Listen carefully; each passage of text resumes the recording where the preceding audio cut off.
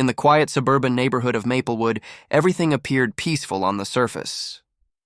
The streets were lined with trimmed hedges, wide driveways, and houses painted in soft, neutral tones. It was the kind of place where neighbors waved at each other, children rode bicycles until sunset, and people left their doors unlocked without worry. Among its residents, Officer Richard Hale stood out as a figure of respect. Neighbors often described him as reliable, a man who carried himself with confidence and discipline. He had been a police officer for nearly 15 years and was known for always arriving early to work, keeping his lawn in perfect condition, and attending community events with his wife. To those who lived nearby, Richard was the embodiment of order and stability, a protector of the peace who represented the law in its most reassuring form. Beneath this polished image, however, was a man whose heart was weighed down by bitterness and prejudice. Richard had grown up in a family where subtle racism was common, passed down through careless jokes and whispered complaints. As he matured, these ideas did not fade. Instead, they hardened into a worldview he carefully disguised. On duty, he learned to mask his true feelings behind polite words and a professional smile. He knew the expectations of his role, and he knew how to appear trustworthy. But when he returned home each evening, away from the watchful eyes of his colleagues and the public, his resentment surfaced in small, sharp ways. The turning point came when the Brooks family moved in next door. They were a young black family, full of warmth and energy. Neighbors noticed how Alana Brooks, their 23-year-old daughter, would often sit on the porch with a book or chat casually with her friends. Her presence brought a new sense of life to the street, but for Richard, it stirred a complex mix of emotions. At first, it was irritation. He hated the sound of their laughter drifting into his backyard, the sight of visitors arriving at their home, the sense that they were comfortable in a place he believed they did not belong. He would glance from his window with clenched teeth, telling himself he was simply being protective of the neighborhood's character. Yet, as days turned into weeks, his focus on Alana shifted. His irritation gave way to fascination. He found himself noticing the smallest details about her, how she walked to her car in the mornings, the music she played quietly through her headphones, the way she smiled when she greeted her parents. What unsettled him most was not just that he was paying attention, but that he couldn't stop.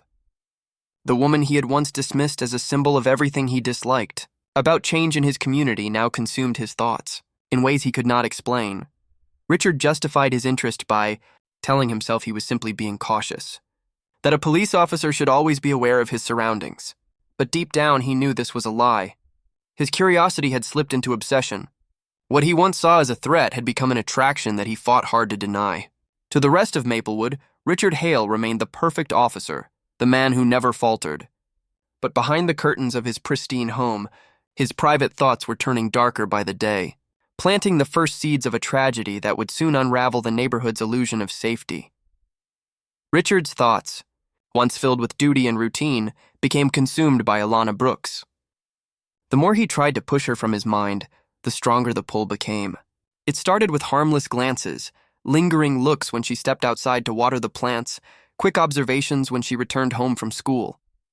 He would invent reasons to stand by his window or step into his yard, always timing his movements with hers. Soon, what had begun as casual observation grew into a dangerous fascination that he could not resist. He began constructing excuses to encounter her. He would wave politely when she passed, offering the kind of smile that carried just enough charm to disarm suspicion. Alana, young and kind-hearted, never imagined the hidden intent behind his gestures. To her, he was simply the neighbor next door, a police officer who seemed friendly enough. But Richard's mind twisted every brief interaction into something far more significant. A nod became a sign of interest. A smile became an invitation. He convinced himself that she noticed him just as much as he noticed her, that the age gap and his position of authority somehow made him irresistible rather than inappropriate. The first step across the line came quietly. Richard waited until his wife was out for the evening and sent Alana a message under the pretense of community safety. He warned her about suspicious activity in the neighborhood, claiming she should feel safe knowing he was nearby. Gratitude from Alana only fed his hunger. That gratitude soon opened the door to more frequent exchanges, messages that began professional but shifted into casual, even personal conversations. Richard thrived on the secrecy.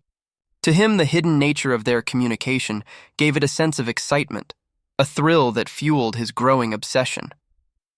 Alana, at first, treated him with the same courtesy she offered to most people. She believed he was just being protective, perhaps a little over-involved, but ultimately harmless.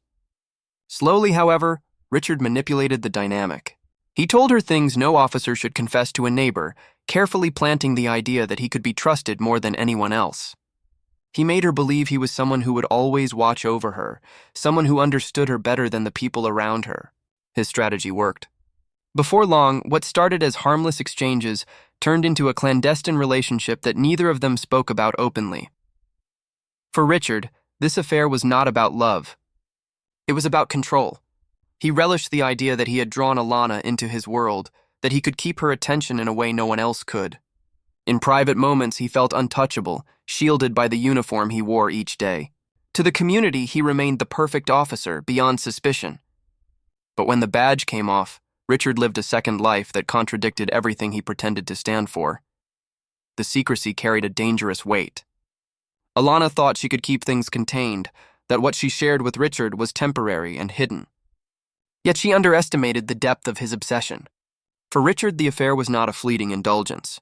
It was an escape from the life he felt slipping through his fingers, and the more he invested in it, the more unstable he became. The perfect officer was vanishing, replaced by a man who saw Alana not as a neighbor, not even as a partner, but as something he could never let go. The cracks in Richard Hale's carefully constructed life began to widen in ways he could no longer ignore. For years, he had perfected the role of the reliable husband and the disciplined officer, but the affair with Alana introduced instability into a life built on order. At first, he believed he could keep everything separate. He told himself that his wife would never notice, that his colleagues would never suspect, and that Alana would remain silent. Yet reality refused to bend to his delusions. His wife Claire was the first to sense something was wrong. She had lived beside Richard long enough to recognize the subtle changes in his behavior. His routine, once predictable, had shifted. He stayed out later, sometimes claiming he was patrolling or handling extra paperwork. He returned home distracted, short-tempered, and prone to sudden bursts of irritation over trivial things. The man who once took pride in keeping every detail of his life neat and orderly was slipping into disarray. Claire confronted him gently at first, but Richard dismissed her suspicions with cold indifference, fueling her doubts even further. Meanwhile, Alana was beginning to struggle under the weight of secrecy. The relationship that had once seemed exciting now carried a burden she had not anticipated. Richard's intensity made her uneasy. He was no longer just the neighbor who occasionally checked in. He had become demanding, often questioning where she went, who she spent time with, and how often she saw her friends. Alana confided in a close friend about the situation, hoping to make sense of the confusion she felt. That conversation, meant to bring her relief, would eventually ripple back in ways she never expected.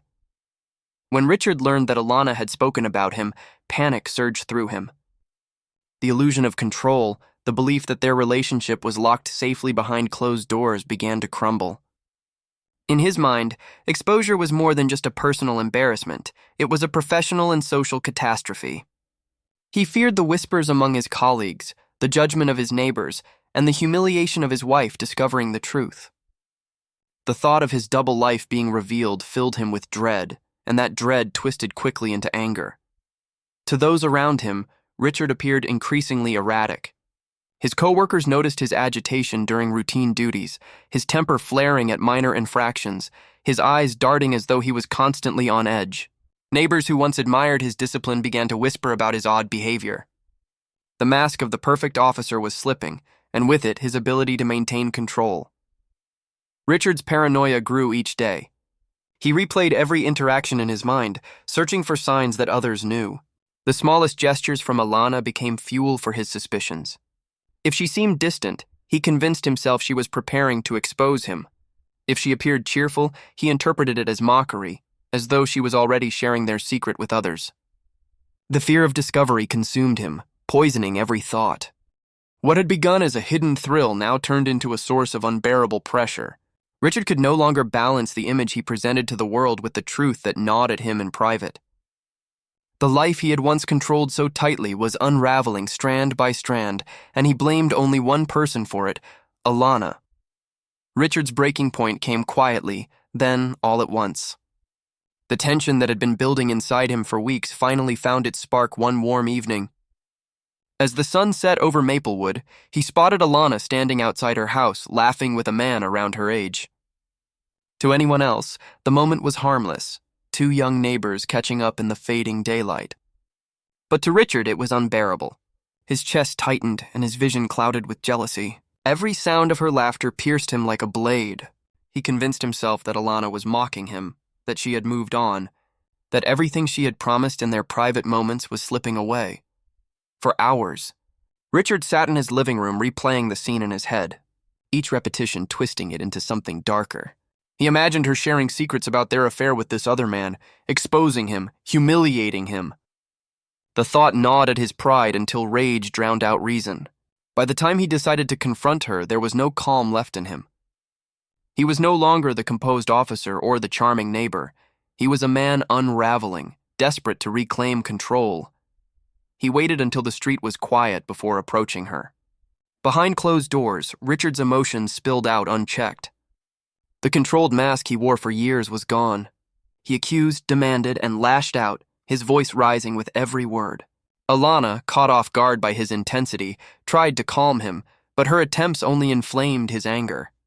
In his mind, her explanations sounded like lies, her reassurances like betrayals. His obsession, once hidden beneath layers of charm, was now fully exposed as a consuming madness. The argument escalated until Richard snapped. The line he had promised himself he would never cross disappeared in a surge of violence. What followed was swift and irreversible. The same hands that once held authority over others now carried out a crime that shattered every illusion he had carefully built.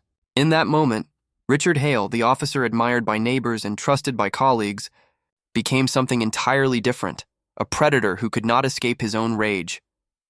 When Alana failed to return home that night, her family grew worried almost immediately. They called her phone, checked with friends, and drove through the neighborhood searching for her. Panic spread quickly because Alana was not the kind of person who disappeared without a word. Her parents reached out to the authorities, pleading for help. Ironically, Richard was among those who offered assistance, pretending to share in the concern. He joined in the search, masking his guilt with a convincing performance, even suggesting possible places she might have gone. To those around him, his involvement looked like dedication. To Richard, it was a desperate attempt to cover his tracks. But beneath his calm facade, Richard knew the truth could not remain buried forever. The decision he made in anger had set events in motion that he could no longer control. What he had tried so hard to keep hidden was now unraveling faster than he could contain. The disappearance of Alana Brooks marked the point of no return, a line that ensured Richard's secret life would soon be dragged into the light. The disappearance of Alana Brooks sent shockwaves through Maplewood. A young woman known for her warmth and energy had suddenly vanished, leaving behind a family drowning in fear and a community unsettled by the unknown. Flyers went up on street corners, search parties combed the woods, and news crews soon arrived to report on the unfolding mystery. Neighbors who had once felt safe began locking their doors at night, whispering about the possibility of foul play. The perfect picture of suburban calm was cracking, and beneath it, dark questions began to surface. Richard Hale watched the chaos unfold with a practiced expression of concern. He wore his uniform with pride, volunteering to join the official search efforts, speaking in interviews with calm authority, and promising the Brooks family that the police would not rest until answers were found. To most, his involvement was comforting. Here was the respected officer who had always protected the neighborhood, now stepping forward in a time of crisis. But to investigators who looked closely, something about Richard's performance felt off. His eagerness seemed excessive, his attention to the case unusually personal. The first real clue came from small inconsistencies in his story. Richard claimed he had last seen Alana earlier in the day, yet one neighbor recalled spotting him near her house much later that evening. His explanations for his whereabouts shifted subtly with each retelling, as though he was struggling to keep the details straight. Investigators, trained to detect deception, began to take note.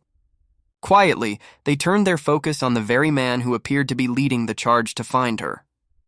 As the search expanded, forensics teams began combing through areas of woodland just outside town. Days later, their efforts revealed the grim truth. Hidden beneath a tangle of leaves and dirt, they discovered Alana's body. The news broke like a storm over Maplewood. The community that had once taken pride in its safety now stood in shock and grief. The Brooks family was devastated, their worst fears confirmed.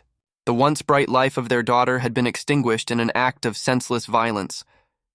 Evidence quickly began pointing back to Richard.